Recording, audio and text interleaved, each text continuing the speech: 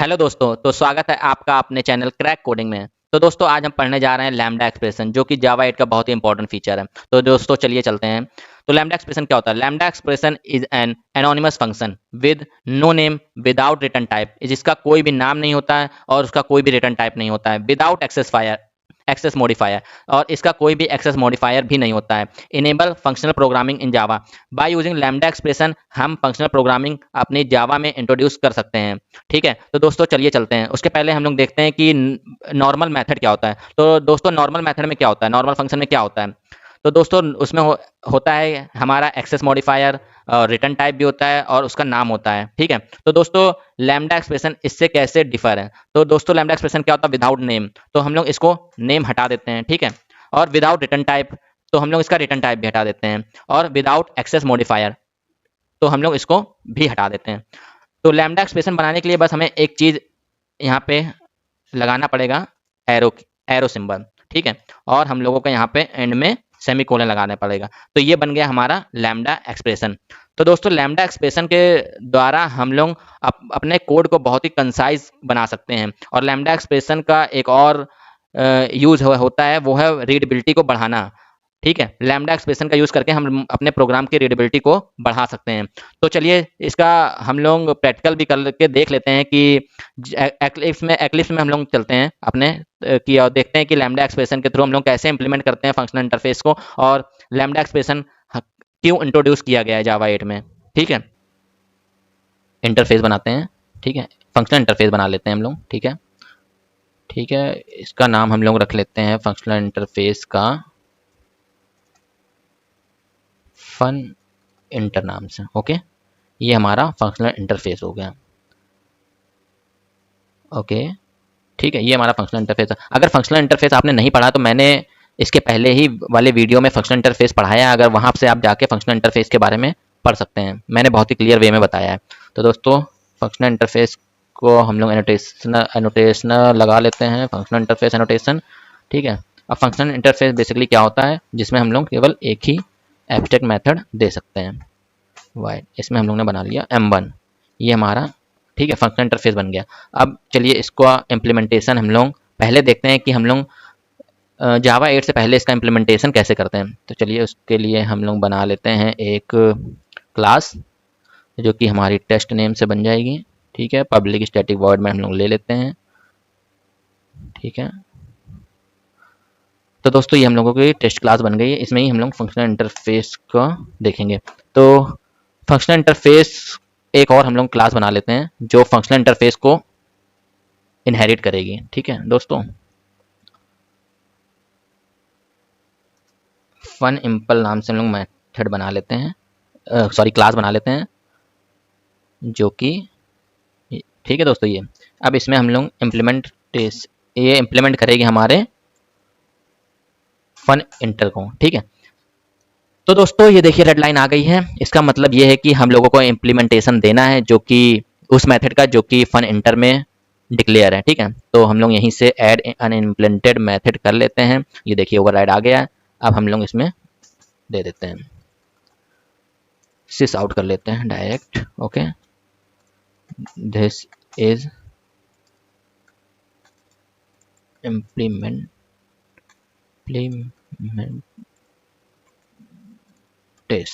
ठीक है, तो दोस्तों दिस इज एन, हम लोग सेव कर लेते हैं। ओके, अब हम लोग आते हैं अपनी टेस्ट क्लास 5 में और इसको देखते हैं। फन इम्पल नाम का हम लोगों ने बना, अब इसको कैसे इसको प्रिंट करा के देखते हैं। ठीक है, फन इम्पल नाम का हम लोग एक ऑब्जेक्ट बना लेंगे इक्वल टू, इसी का ऑब्जेक्ट बना लेते हैं fun Imphal like new fun Imphal. Okay, ठीक है दोस्तों, अब हम इसके ही थ्रू हम लोग अपना जो मेथड है वो M1 मेथड है ओवरराइड जो हम लोगों ने किया था, उसको प्रिंट करा के देखते हैं कि कैसे ये। तो चलिए हम लोग रन कराते हैं अपने इस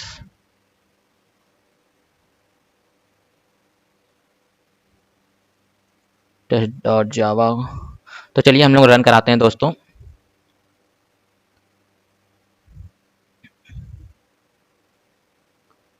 ये देखिए दोस्तों विदाउट लैम्डा एक्सप्रेशन हम लोग ने इम्प्लीमेंटेशन दिया है एब्स्ट्रैक्ट मेथड का फंक्शनल इंटरफेस के। ओके, अब इसको हम लोग एक तरह से और कर सकते हैं दोस्तों।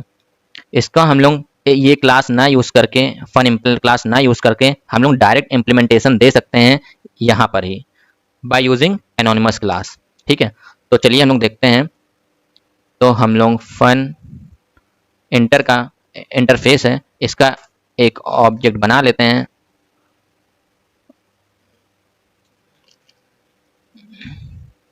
एक ऑब्जेक्ट बना लेते हैं न्यू फन इंटर। ठीक है, तो ये देखिए जैसे ही हमने इंटर किया ये ओवरराइड कर दिया है, इसने ओवरराइड कर दिया है M1 मेथड को, जो कि हमारे इंटरफेस में प्रेजेंट है। इसके पहले हम लोग फन इम्पल को डिलीट कर देते हैं दोस्तों, ताकि आपको कोई कंफ्यूजन ना हो। ये देखिए दोस्तों हम लोगों ने डिलीट कर दिया है। ठीक है,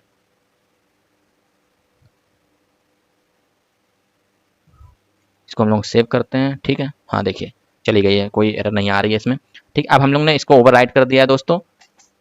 बेसिकली एनोनिमस क्लास क्या होती है? एनोनिमस क्लास वह क्लास होती है जिसका कोई भी नेम नहीं होता, वह क्लास जिसका कोई भी नाम ना हो। अगर एनोनिमस क्लास के ऊपर, एनोनिमस क्लास और के ऊपर आपको वीडियो चाहिए हो तो हम मुझे कमेंट बॉक्स में जरूर बता दें, मैं एक डिटेल वीडियो एनोनिमस क्लास की लेकर आऊंगा, और ये भी बताऊंगा कि वह लैम्डा एक्सप्रेशन से क्यों क्यों क्यों डिफर है। ठीक है, लैम्डा एक्सप्रेशन और एनोनिमस क्लास में क्या डिफरेंस है एग्जैक्टली। तो थोड़ा बहुत ओवरव्यू तो मैं इसमें भी बताऊंगा आपको। तो इसमें हम लोग देखते हैं इसका इम्प्लीमेंटेशन एनोनिमस क्लास के थ्रू। ठीक है, दिस इज एनोनिमस क्लास। तो इसको सेव करेंगे हम लोग और इसको कर देंगे हम लोग रन। तो रन करा के देखते हैं हम लोग।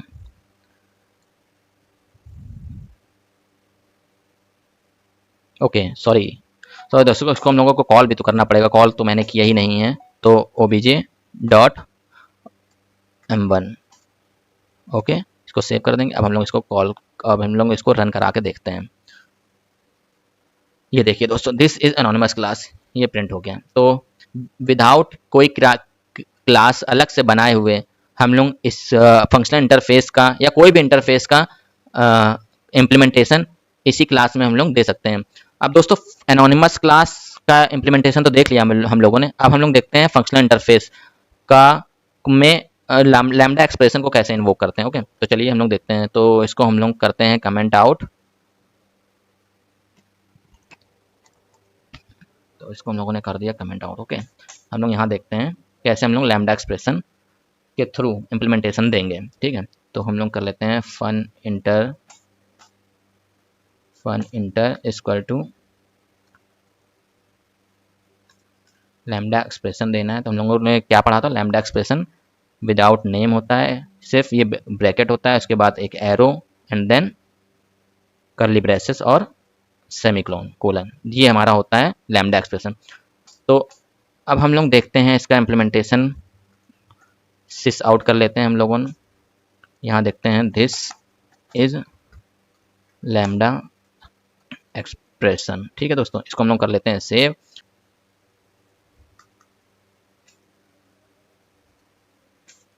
तो देखिए दोस्तों यहाँ से हम लोग कॉल करेंगे अपने मेथड को M1।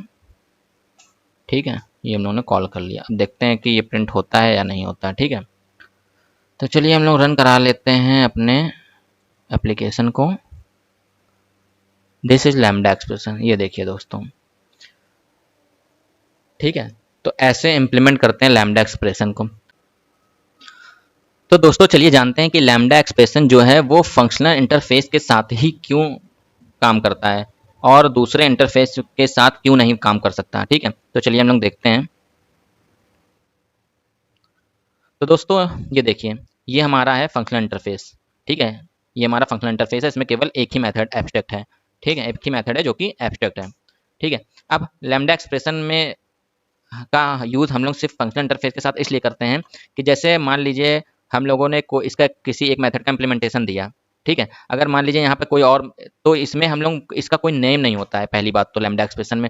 तो ये कैसे पहचानेगा कि ये किस मेथड को कॉल कर रहा है? अगर मान लीजिए यहाँ पे ये S1 मेथड है। ठीक है, अगर हम लोग यहाँ पे एक S2 मेथड भी दे देते हैं, यहाँ पे एक S2 मेथड दे देते हैं। ठीक है, तो ये लैम्डा एक्सप्रेशन नहीं कैच कर पाएगा कि इसको किस ये जिसका इम्प्लीमेंटेशन दे रहा है वो किस मेथड का है। ठीक है दोस्तों, तो इसीलिए हम लोग फंक्शनल इंटरफेस में सिर्फ एक ही मेथड रखते हैं और उसका यूज़ हम लोग लैम्डा एक्सप्रेशन का यूज़ हम लोग उसका इम्प्लीमेंटेशन देने के लिए करते हैं। ठीक है, और एक चीज़ और दोस्तों कि जैसे लैम्डा एक्सप्रेशन में अगर हम लोग मान लीजिए यहाँ पे कोई वैल्यू पास करते हैं, एक ये केस होता है कि जैसे हम लोगों ने कोई मेथड डिक्लेयर किया इंटरफेस में और उसमें आर्गुमेंट पास किया, कोई इन टाइप का मान लीजिए पास किया। ठीक है, तो हम लोगों को लैम्डा एक्सप्रेशन में इसका टाइप देने की जरूरत नहीं पड़ती, ये ऑटोमेटिक ही रिफर कर लेता है क्योंकि ये जानता है कि इसको किस मेथड को कॉल करना है। तो ये ऑलरेडी इसको पता है कि इसको हमें S1 मेथड को ही कॉल करना है, तो ये ऑटोमेटिक S1 में जो भी आर्गुमेंट अंदर होगा इंट होगा तो इन टाइप का इसको ये इंट समझेगा कि ये इन टाइप का है। अगर यहाँ फ्लोट होगा तो ये समझ लेगा कि ये फ्लोट टाइप का, स्ट्रिंग होगा तो ये स्ट्रिंग टाइप का समझेगा। ठीक है, तो अगर चाहे जितने आर्गुमेंट पास कर लिए, मान लीजिए यहाँ पे बी भी पास करते हैं और इसका हम लोग दे देते हैं यहाँ पे स्ट्रिंग बी, कुछ भी लग सकते हैं, स्ट्रिंग str भी रख सकते हैं, तो भी ये अगर हम लोग यहाँ पे दो आर्गुमेंट पास कर रहे हैं तो ये समझ लेगा ये ए जो है वो इन टाइप का है और जो बी है वो हमारा स्ट्रिंग टाइप का है। ठीक है दोस्तों, और दोस्तों एक चीज और, अगर हम लोग सिर्फ केवल एक ही, हम लोग मान लीजिए सिर्फ एक ही स्टेटमेंट लिखते हैं अपने फंक्शनल इंटरफेस में। ठीक है, like system dot out dot print L N hello, अगर हम लोग सिर्फ एक ही अपना स्टेटमेंट लिखते हैं तो यहाँ पे करली ब्रेसेस देने की जरूरत नहीं पड़ती, ये ऑटोमेटिक हमारा रन करेगा। तो इसको भी हम लोग देख लेते हैं एक बार एक्लिप्स पे। तो चलिए देखते हैं कि हम लोग को इसकी, ये हमारा एक ही स्टेटमेंट यहाँ पे लिखा है, तो देखते हैं हम लोग ये काम करता है कि नहीं। इसको हटा लेते हैं हम लोग। ठीक है दोस्तों, ये देखिए यहाँ पे हम लोगों ने इसको हटा लिया, इसको कर लेंगे सेव और इसको करा के देखेंगे रन। ये देखिए दोस्तों चल रहा है, बिना करली ब्रेसेस के चल रहा है। तो दोस्तों चलिए हम लोग देख लेते हैं कि लैम्डा एक्सप्रेशन जो है वो रनेबल इंटरफेस के साथ कैसे काम करता है, आई मीन मल्टी थ्रेडिंग में कैसे काम करता है, क्योंकि रनेबल इंटरफेस भी एक फंक्शनल इंटरफेस है। तो चलिए हम लोग बनाते हैं रनेबल। अब हम लोगों को implementation by using lambda expression, तो हम लोग सिंटेक्स लिख लेते हैं। ठीक है, ये सिंटेक्स हो गया। अब हम लोग इसके अंदर एक फॉर लूप लगा देते हैं। ठीक है, int i square to, okay, int i square to 0, i is less than 10 कर लेते हैं हम लोग, आई प्लस प्लस। ओके, और हम लोग यहाँ पे सिस आउट कर देते हैं और ये लिख देते हैं कि ये हमारा चाइल्ड थ्रेड है। ठीक है, ये हमारा चाइल्ड थ्रेड है। अब हम लोग क्या करते हैं, एक थ्रेड क्लास बना लेते हैं, थ्रेड का ऑब्जेक्ट बना लेते हैं, thread equal to new thread. Okay, इसमें हम लोग पास कर देते हैं अपने रनेबल। ठीक है दोस्तों, अब हम लोग थ्रेड को स्टार्ट कर देते हैं, थ्रेड डॉट स्टार्ट।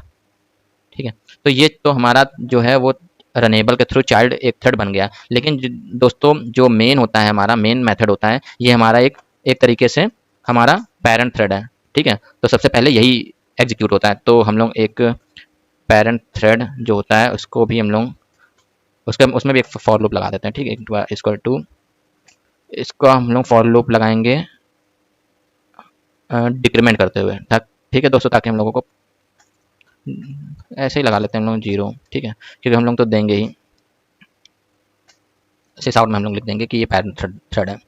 तो इसको हम लोग 20 लिख देते हैं, आई प्लस प्लस कर लेते हैं। ठीक है, सिस आउट करते हैं और ये हम लोग को लिख देते हैं ये हमारा पेरेंट थ्रेड।